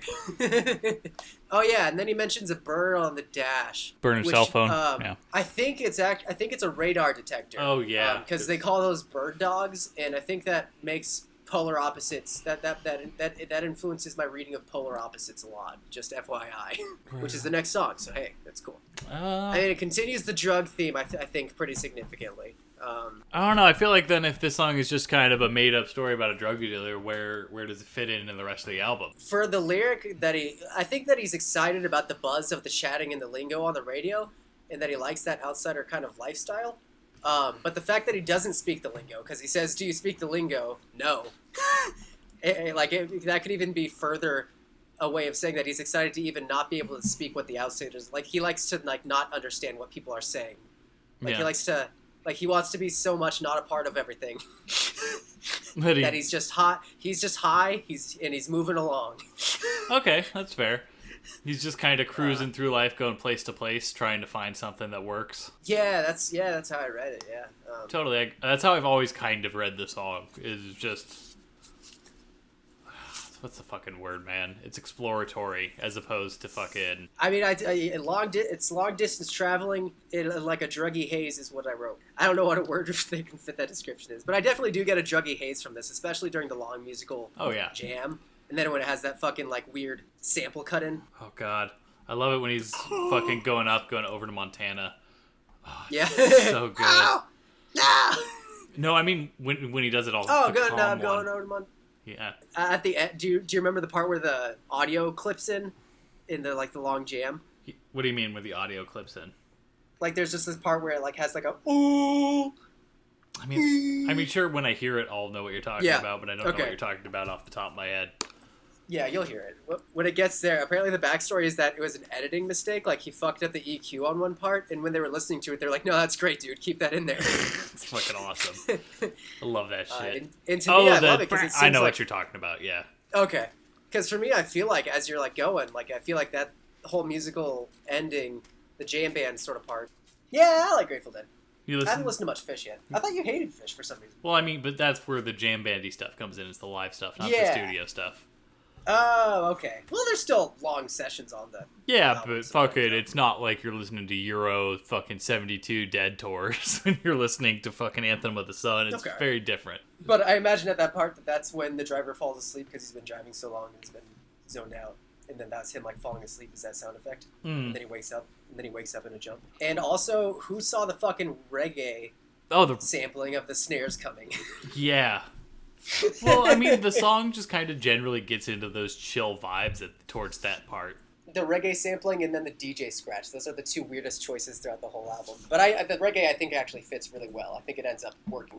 That's all I got to say about this. It's a cool jam. No, I'm with you. It's a long song. I don't think we got to talk about it for the full 10 minutes. The jam interplay is really good, though. Oh, yeah. Like, the whole listening throughout the whole entire thing, it stays interesting.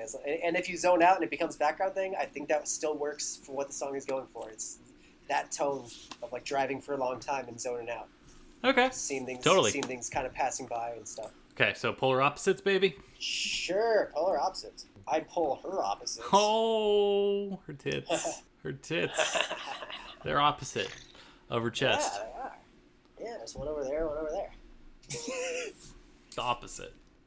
So what do you think about this song, TJ? What's it about? Well, Ben, I think this harkens back to the summer-winter lyric in Doing the Cockroach and all of the concepts that were drawn as opposites inside of Hart Cook's brain. Wow. And I think, again, that the message, Ben, is about how there's a good middle ground somewhere. Perhaps. Is the good middle ground him trying to drink away the part of the day he can't sleep away? No, I think that part is not good. I think he's trying to find that part. But he keeps on trying to drink it all away instead. Polar opposites don't push away. It's the same on the weekends as the rest of the days. And I know I should go, but I'll probably stay. That's all I can do about something. Dude, this song actually gets pretty complicated lyrically. It gets weird. Yeah. Well, verse 2 particularly. So, are you on Genius by chance? Yes. Dude, read their interpretation of verse of Two-Eyed Dogs? Yeah. Because I think they're very wrong. Use iconic images, master voice, dog shown profile. I mean, So they think it's the RCA Victor image, but that's only for vinyls. vinyls is not a word, first of all, and that's not true. Whatever it's called. They didn't make stereos. Well, but the fucking again, RCA must have made some stereo equipment. I might be wrong. I don't think they did. I think I looked this up, but let's double check. Oh no! What I was thinking of is because on the label the dog is looking at a gramophone. So two-eyed dogs, they're looking at stereos. I mean that accurately describes what the label looks like. Kind of, but they're not one-eyed dogs. It's just a dog and side profile. And there's not two of them. It's just one. One on each side. So you're saying like that there's one logo on each side, yeah. But then they never made car stereos. So I think, Ben, that the two one-eyed dogs. I mean, no matter what you say here, it's gonna sound like a stretch because that's just kind of the nature of the lyric. When you look it up, one-eyed dog as a slang, the only definitions that you can find is there's one Urban Dictionary that says like it's a spotlight when hunting. And then to me, I think that with the meaning in place of that, but then the bird dog being mentioned earlier, and that being a dog also, the bird dog, I think that what's going on is possibly police here. I think he's possibly trying to say that there's police happening, and then they're looking at stereos. They're looking at stereos. They're using their radar. He's using his radar. I think that they're going to go after a lowrider soon. That's my reading. That's the best I can do. What about these vibrations oil its teeth? Primer That gray one, is the yeah. color when you're done dying. Yeah, so the hi-fi gods seem to be the lowriders, and the vibrations are, I imagine it's their crazy fat beats, are the vibrations, or the radar itself. And the oiling of the teeth, I think brings back to the teeth like God's shoe shine. And here I think that would either come out to a grill, or meaning sort of like that the police are brushing up the criminals, or stomping on them, I guess, with shoes. Because there's a shoe thing in there. Either way, I don't know. I think Genius says they're talking about just the cogs of the system being the thing, and I think they're kind of right. But I think it's because of those. I think there's better reasons to come to that conclusion than what they put there. It's such a strange contrast to like the first verse, where the first verse is clearly about the girl. If we're gonna read that into it, it's clearly about the girl and drinking. I don't think it's clearly about just that, but no, okay, yeah, the drinking too. Yeah, I would emphasize the drinking though over the girl almost. But polar opposites don't push away. I mean, that seems. Well, yeah, but he's also saying that his ways of elaborating that is that the weekends are the same as the rest of the days. Like nothing is good. Yeah. Like nothing. And I know I should go, but I will probably stay. I mean, that sounds like he's talking about a relationship. That does. Yeah, or alcoholism. And that's all you can do about something. And he's trying to. So I think the polar opposites isn't so much about pulling towards each other, but just that they keep each other in like sitting balance. next to each other. Yeah. And that they aren't even. I wouldn't say balanced because they just kind of still suck. Yeah. I think he thinks both options suck, so mediating between the two is kind of where he thinks you might find a happiness. But he may not be trying to point towards a solution to the problem, and he's just stating like what he thinks the problem is that's making him sad throughout the album. Totally a possibility because he is an alcoholic. It seems like. Yeah, but he also seems to blame consumerism for his sadness more so than drinking. Yeah, well, I mean, I'd say that's probably the reason for the sadness. What is consumerism? Or sorry, that because he's sad, you drink. You know, because that's how you get a thrill out. Because you can't if you got joy out of the consumerism. Yeah. Am I just repeating your point back to you? Kind of. I don't know. The primer gray, though. It's the color when you're done dying. I think that's how their surface is. The trucker or the cop or the lowrider. I think in this context it would be the cop and the lowrider, the criminal versus the one that's doing the radar, possibly. Are all the same when they die, and it doesn't matter what their surfaces are, dude. But underneath, they're primer gray. Yeah, dude, they're all the same fucking polar. They're polar opposites in theory, but they don't mean shit. When you're done dying. Dude. Okay. Yeah, man. Fuck yeah, bro. I get you. So that's my interpretation there. Do you think that I feel like that's an okay reading for the police thing, just considering other songs on the album. But do you think that sounds like just a ridiculous stretch? Because for me, when I read that, I was like, that's better than anybody else's interpretation, surely.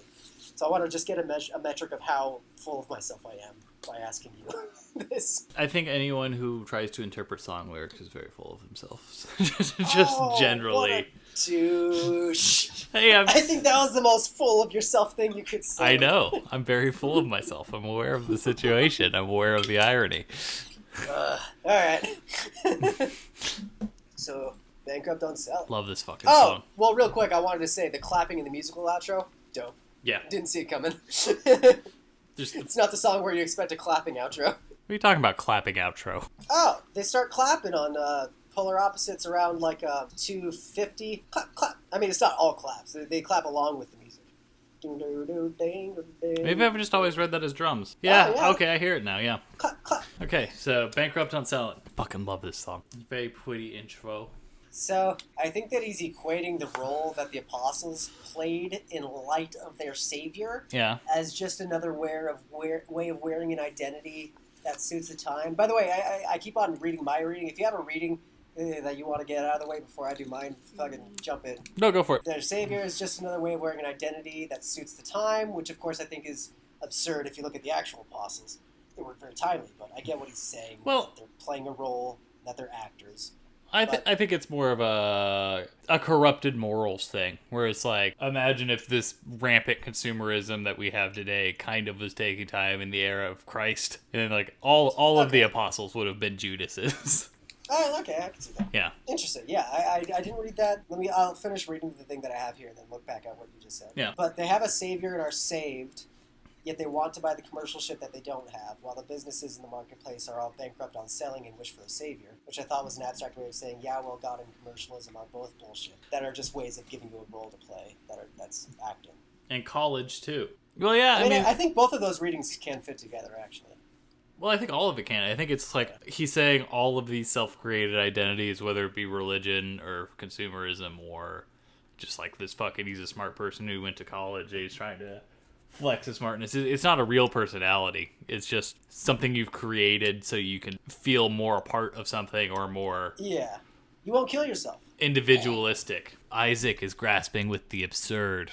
He's being Camus. He's being Sisyphus. He's putting that rock up the tracks. These last two songs, yeah, I think is they close out the album because they're both really focused on the existential stuff. Yeah, totally. And the next song is like a contender for favorite. But yeah, all the people you know are the actors. Right. Like everyone around you is fake. No one's showing them your true, real selves. He goes after himself as one of the actors. I like that. At the very last verse. There. Yeah.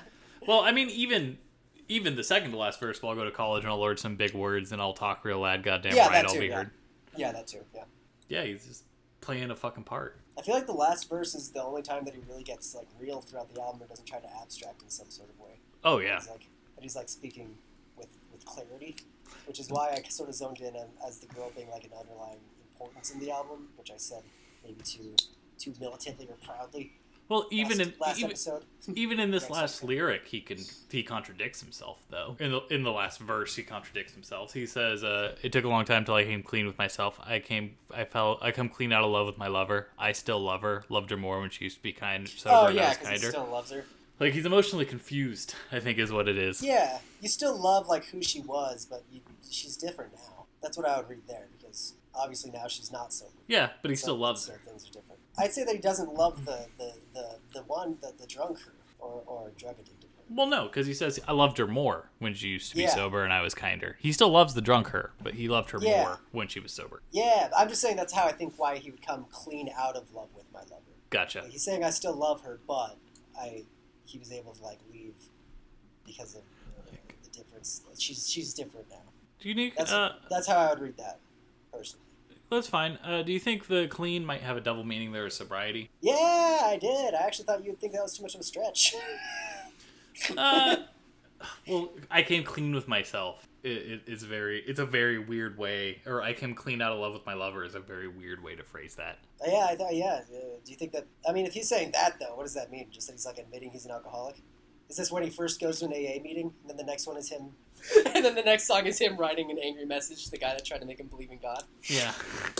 At the AA meeting. Oh, yeah, that covers all my notes for this song, yeah. I think we got that one for the Will cover, baby. And now it's time. Yeah. Now it's time for my third contender for what a best good song way on to the make- album. Okay. Continue.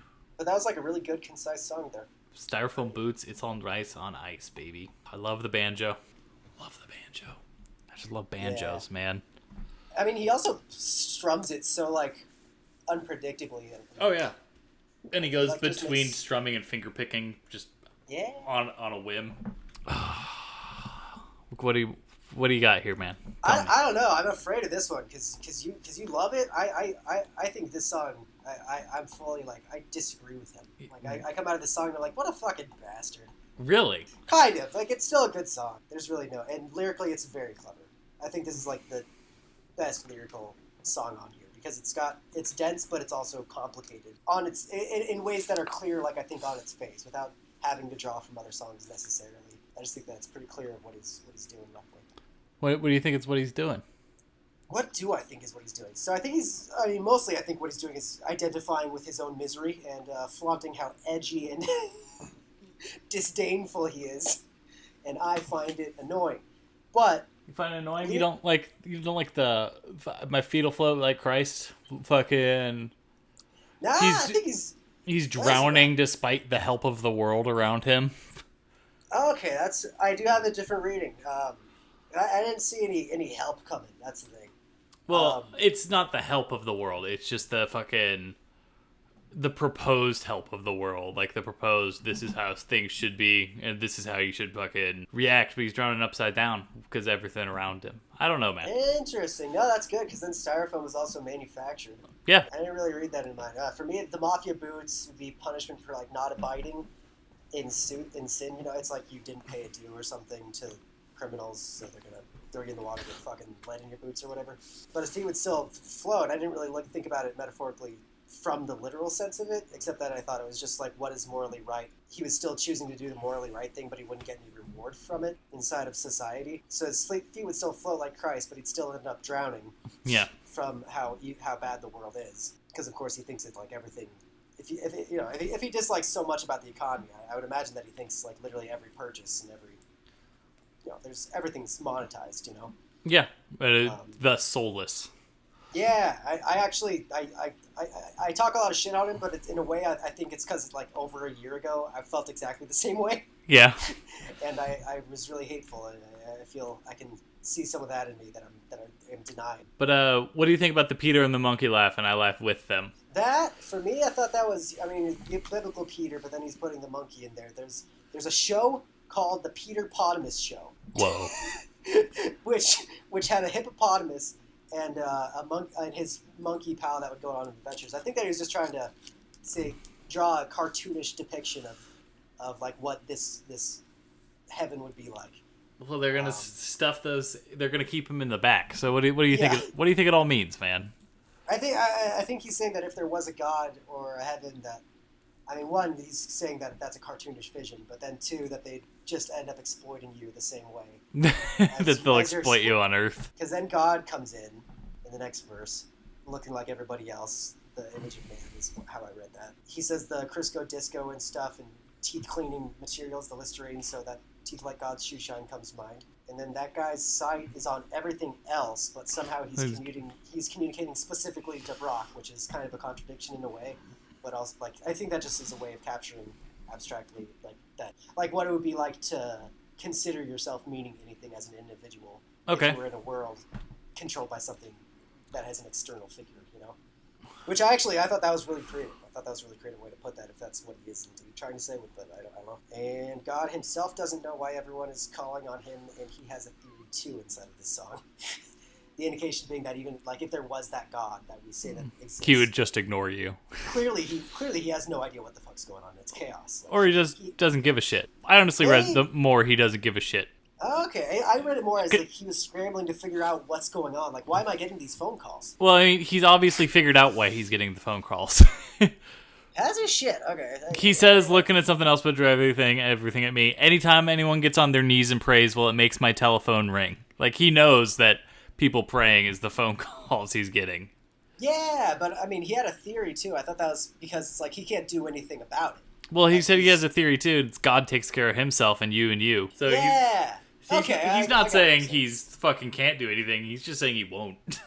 Yeah, that's funny. Okay, I think that's a better reading. Yeah, because my first reading was that he was just scrambling to try to figure it out. But yeah. No, I always have viewed that character as like a cool fucking customer. Like he fucking walks into that bar and he knows everything.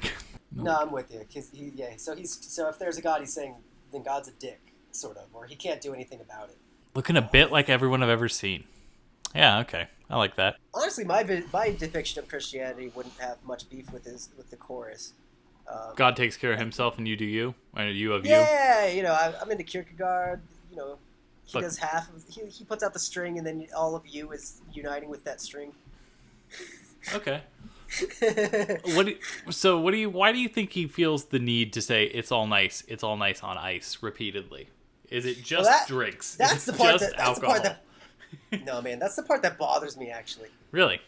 Because I think right there he's saying like, oh, by the way, the transition between those two, so good. Yeah. Oh yeah. It actually gives me chills. The jam at the end of the song is so fucking awesome. Despite that, my Christianity is insulted by this song. That part gives me chills. I thought it was a good way of saying, because it has like multiple meanings that fit together, and I think that's why they chose to repeat it so much, is because they just kind of complement each other in their readings, which is which is the thing that would bother me, which is that he's saying that like,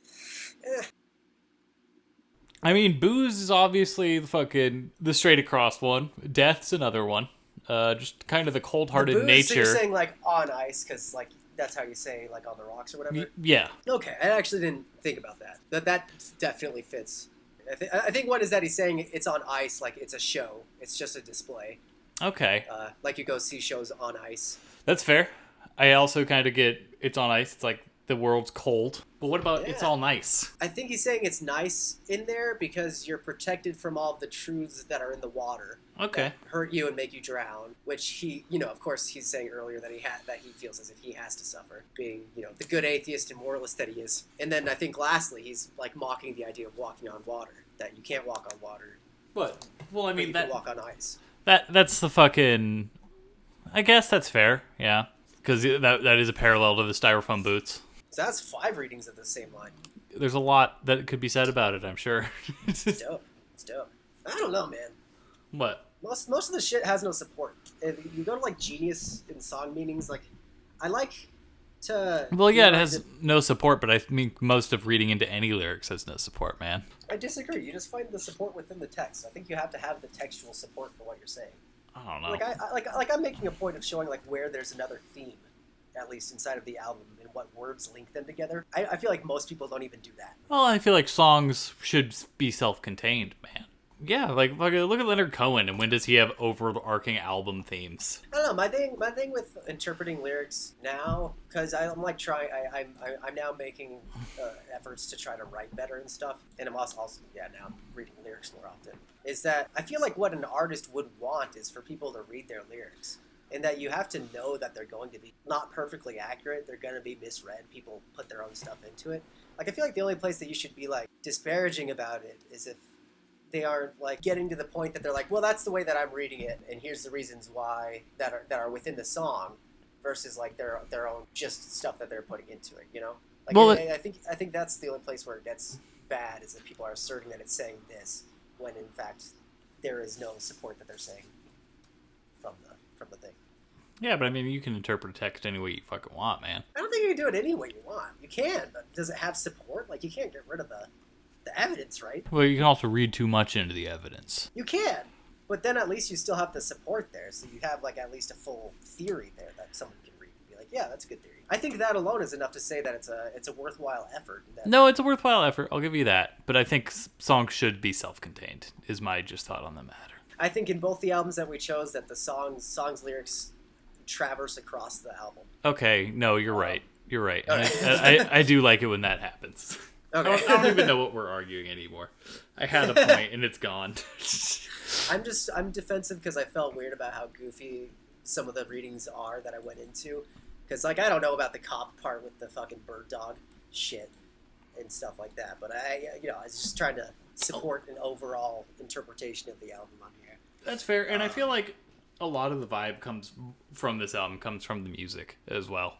Like the music and vocal delivery is kind of very connected to the lyrics. So I think maybe dissecting the lyrics in a vacuum is a little weird. Okay, yeah. No, I feel like we covered the music okay though. Yeah, I think I think I fucked that up on the other one.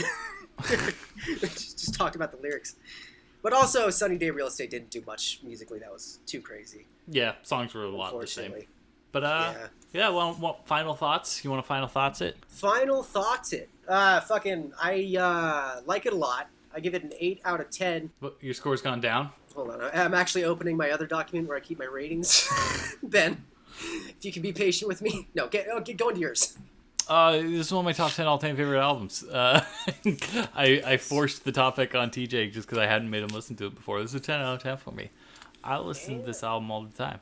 It's one of my favorite albums. It captures a mood. It very much so captures like fall for me. It's like I'll go through a solid 2 weeks period every year where I just want to listen to the first 2 Modest Mouse albums. And it just kind of captures this general feeling of just the world sucks and I can't do much about it, but at least I can kind of float on and fucking do my thing, dog. You got this ennui. Ennui, I would say, is the overall emotion. It's a cross between, or it's a battle back and forth between that kind of listlessness and ennui, and then just aggression and anger at the world. It's either he's drunk and he doesn't care, or he's angry and he wants, but he has nowhere to direct that anger. Just goes back to himself with alcohol, I imagine. Not too bad. Just until the point that you've officially drinking too much, and then you continue to drink too much. Does that make sense? Yeah. Like, it's like you can get drunk and that's fun. That's why you're doing the drinking. But then when you're at the point where you should stop, but then you decide to keep going, then you're hungover the next day and fucked up. That's when you self-harm. Yeah, I gave it an 8.4. I mean, musically, it's really, really great. Somebody could say, like, oh, it's not any greater than something you get from, like, Built to Spill or something. And I'd say that that's actually kind of fair. But I'd say that as far as the thematic unity across the album goes, just, like, the country vibes and the Western vibes and the truck verbs, the sort of words. Yeah, Shit, and even in Built to Spill's like most unified album, Perfect, from now on, they don't like explore genre like that. It's very much so they do one thing and they do it really well. So I felt like this was a really just as far as you don't come across albums that are this unified very often, like just across the board, and like trying out different ideas with actual. It seems like with this one, with intention, I'm okay with it even if it doesn't even seem to have intention. I like a lot of unity that's like just kind of different on an album. And at this time in my life, bumping into it, it was kind of weird because you would have liked it more a few years ago.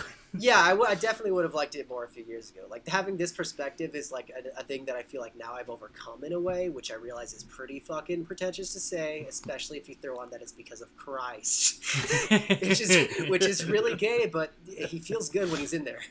God damn. You can't knock it until you try it. Yeah, so there was like a little bit of pushback reading through it on a conceptual level, because also I'm trying to write about some themes that are similar. So when I'm saying like he's a douche, try to erase all of that if you're a person that's trying to get an opinion on this album, because I recommend it. It's really good. It's really good. And it's like, it's fucking, if you're going through that emotionally, I think this is a great album to listen to. Yeah, because honestly, like, if you look at the fact that he made this album and that he's going out and enjoying music and having this as a hobby, like, he keeps that out of the album, but since that is there inherently, that's like probably the solution. That's what bothers me, is that he doesn't point to a solution to misery. He just kind of states the misery throughout the album. Well, but I mean, it seems to be. It's an emo album, least, man. That's what they did. yeah, but it's creation. I think that's one of the ways to escape from that sort of emptiness that he's talking about. So, what do you got for me, baby? So, at the end of the episode, I guess we're gonna. Oh fuck, dude! I had a story. Well, it's your story. I'll just rush through it. And if you have any more questions, fucking. So when I was listening to this album for the first time, I was on a long bike ride.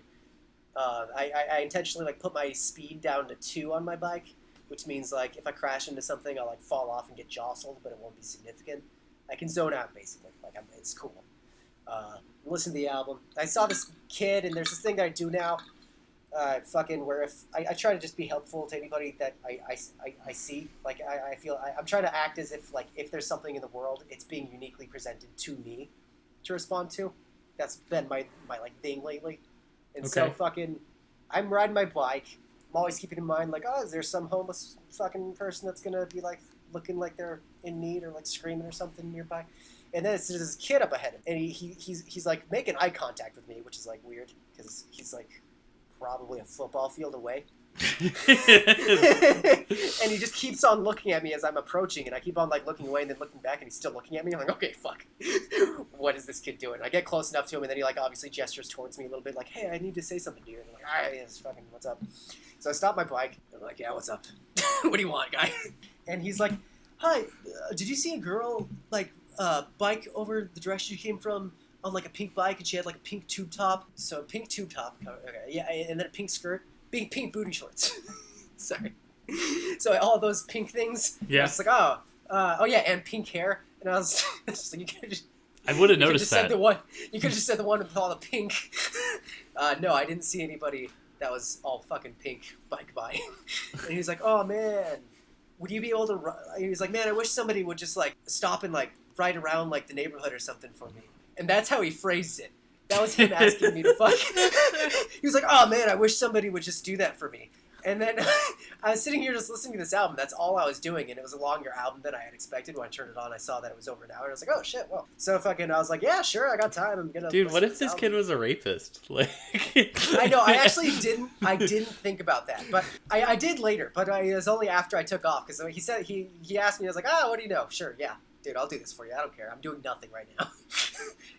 And so he was like, thanks. And then I went riding around, and that's when I started thinking, like, oh, shit, what if this guy's, like, harassing her? And I actually should not give any indication to him whatsoever of where this girl is. So I ride around. Fortunately, or unfortunately, I don't know, in that scenario, I didn't find her. But if I had found her, I would have just said, like, hey, this guy, should I say nothing? What's going on? That was how I resolved that. Yeah. But so I got back to... Then she might think you're a rapist, to be fair. Yeah. I don't know. She'd know who I'm talking about in that scenario, that he stopped me and I'm doing... I don't know. Hopefully not. I fucking stopped fucking by him again, and he was supposed to wait in this one spot, and he decided to leave. So he's like somewhere else, and I see him down the street. He's like, why'd you move? Dumb kid. Sorry. So I go over to him, and I'm like, I didn't see her. And then I was like, so what's the story? Why am I doing this? And then he was like, oh man, last night I slept right over there. And he like points over to we're in a park, and he points over to a slide. So he was on like one of those little like, it's got the stairs up, and then it's got the slide, and it's got a rock wall or whatever. Yeah. So he's like, yeah, I was in the slide things. And last night, like, I don't know, I met her in the park, and she like slept on me, and she was saying that she would take my V card. And yeah, I'm really trying to find her, because I stopped by my old house, and I grabbed some clothes for her, and I gave her some of my sister's clothes and stuff, and I don't know, she just left to go get some weed, but she hasn't been back for a while, and she said to like meet up. She said she'd be back within an hour, and it's been like 3 hours. And so then I'm like, why the hell would you have me ride around in a circle? There's no way. If she was biking away and 3 hours ago, she's not in this vicinity. Direction. Yeah, I was like, what the fuck are you thinking, dude? But he's obviously not the smartest. I fucking, as he tells me that, I'm like, I'm sorry to hear that, man. And then he's just like, yeah, I mean, she may have gone up in this direction also. I don't know. Could you check? And he just points to the other side of the neighborhood. And I'm like, I guess, but I really don't think we're going to find her, man. It doesn't sound like we have much chance of finding her in this scenario. And he said that he, like... Oh, no, that's later, sorry. So I would go off in that direction, don't find anything, and then he's moved locations, found him again. Yeah. Fucking, and then I'm like, yeah, she wasn't over there. And then he's like, man, I really liked her. Like, I thought that we were gonna, like, have a relationship and stuff. And he was like, and I now have a place that we can stay with my brother. And he's like, gosh dang it. Like, after one day, he's ready.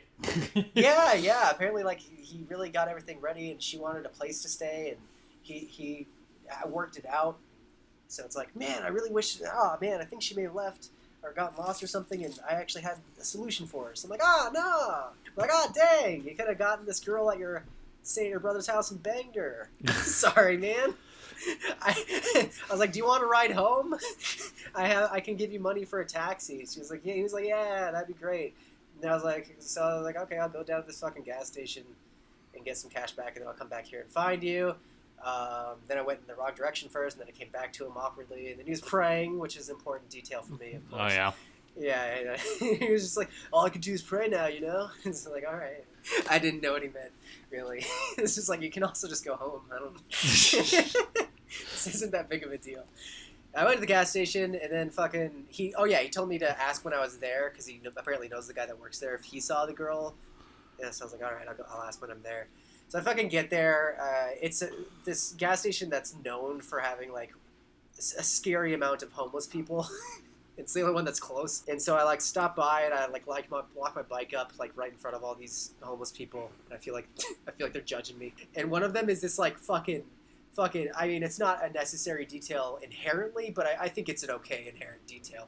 He's a mammoth black guy. Mammoth. Mammoth black big guy. That's like scary. Listen, all right, let's double up on the black. All right, he's very no, but he's huge and he's like clearly out of it. He's like leaning. You know those like tall tank holders? Yeah. For like propane. Yes, propane tank holders. So he's like taller than those enough so that he can like lean his shoulder up onto it. He just seems totally zoned out. He's like staring at me / not at me. Like I can tell that he's staring at me, but he's not actually trying to. And it's like, fuck, dude. Fucking, I have to lock up my bike in front of all these people, and then I go in. And I ask the guy. I buy some hip hop chips or rap chips or whatever, just to get some money back, some cash back. And then I ask him. He's like, oh no, I don't know anybody that fits that description. I know one person with pink hair, but I don't know about the tube top and the other thing, you know. And then he like laughed as if like he was like making a joke that I didn't understand or something, or to somebody else. And then I like start to leave, and I didn't pay attention to his laugh until I started leaving. And then there's this girl that has pink hair, and she has a pink long jacket that's covering her booty shorts. And then if you look at her from a side profile, but then as I'm leaving the door, I look back at her. She's wearing a tube top, and she's leaning over to grab a donut, and her gigantic fucking gut is just hanging down, and she's got like bear claw sized white lines coming down on her stomach as she's leaning over to pick up this bear claw. She's missing the bottom teeth of her jaw, and the kid, by the way, the kid I'm pretty sure was like 15, 16. Oh, he claimed that he was 20, and he said that the girl that he was with was like in her late 20s. This girl was in her 40s. God damn. There was no way. Either she was in her late 30s and looked worse because of the drugs, or she was in her, she looked old. And I was like, fuck. I saw her and I was like, should I say something? I was like, no, there's no way that's her. And then I walked out. I was like, who else is going to fit that fucking description? And then there was him laughing, probably addressing her, and there's something I don't know going on in that story. I was like, all right, fuck, that's probably her. So I go back in. I'm like, I chose the weirdest fucking thing to say going back in, which was instead of just being like, hey, I think there's a kid looking for you, I said, hey, are you wearing a pink tube top? Obviously. Yeah. And then she's just like, yeah. And then she stood up. And then I was like, the pink boots. Yeah, somebody's told me your description. It's this kid down the street. And I was like, do you know who might be looking for you? And then she's like, you mean Arthur? And I was like, yeah, that's probably him. I don't know. I literally never caught his name. Arthur. Just doing this adventure for a total stranger, but his name's Arthur. So I'm like, oh yeah, that's probably him, young guy. And she's like, oh my god, yeah, listen, I'm gonna be honest, he's a little clingy, all right? And I mean, I told him that if I didn't have any business with him if he didn't find a place. And I'm like, oh my god, you're horrible. I understand now. Like, there wasn't, like, he was trying to like avoid saying that outright, but she was definitely like just saying like, I'll fuck you if you give me a place. Yeah, dude. Which, fair, yeah, she has her scenario. It's hot. No, it's fucking hot, dude. Not so bad if you're in a tube top and booty shorts, though, I imagine. Then she fucking does the weirdest thing possible. She's like, why, do you know him? And I was like, nah. And then she's like, because, I mean, if you're his friend or anything, I was just like, that's fine or anything, but, I mean, he's cute, but you're, like, way cuter. Which is nonsense. And what a weird way to damn, dude, you could have gotten laid. That. But yeah, I could have, I suppose. But my response to that, I'm proud of it in retrospect. In the moment, I didn't even think about it, and once I like walked out the door, I was like, that was kind of dickish. But my response to her saying that was,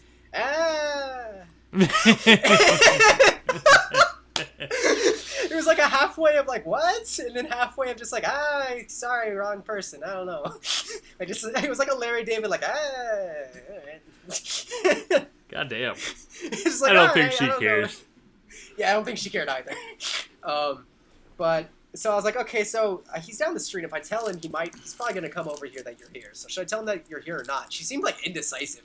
She's like, yeah, it's fine if you do. It's just like he got to understand all this stuff. And I'm like, okay, okay, but can you tell him that? Like, we went over it like 3 times, and so I'm like, okay, so I'm gonna tell him. He'll probably end up here, and you might be gone by then. Is something that I need to tell him. And she's like, yeah, tell him all that. So I leave. I go to the kid. And I'm like, hey, he's way closer, which means he must have like jogged or something. And I don't understand how we got so close so quickly. But so I'm like, oh yeah, shit, you're gonna make it there in time. She's not interested. she thinks you're too clingy, and oh yeah, I told her about the brother, and she's like, she said the brother's house doesn't count. You need your own place. And yeah, man, I think it's just gonna be a bummer sort of day. And I had to watch this kid like deflate so far, because then after I said that, I looked behind me, and she's crossing the street arm in arm with the giant black dude who looks like he's like hardly awake. That's great. And he's just staring over there, and he's like clutching this giant like shopping bag that he's had the whole time, like one of those like Macy's kind of paper ones that's like too tall. And he was hugging it like throughout all of these conversations, by the way, a detail that made him seem even more fragile and weird. And so like I had to see him like just clutching that little bag and like staring off towards her, and then he addressed me without looking at me. Like it was like he was acting out the role of being like a faint, like, oh, my life just fell in on me fucking character. He was just like, oh, okay, yeah, man, yeah, all right. And then he just started leaving. He didn't even like take the money. I was like, you want money for the taxi ride? He's like, yeah, I guess so. And I was like, man, there's other fish in the sea, plenty of fish in the sea and stuff. They don't. And then they're your age, hopefully. I wanted to say more in that kind of line of thinking, but he didn't even like look at me when I said that. He was just like, yeah.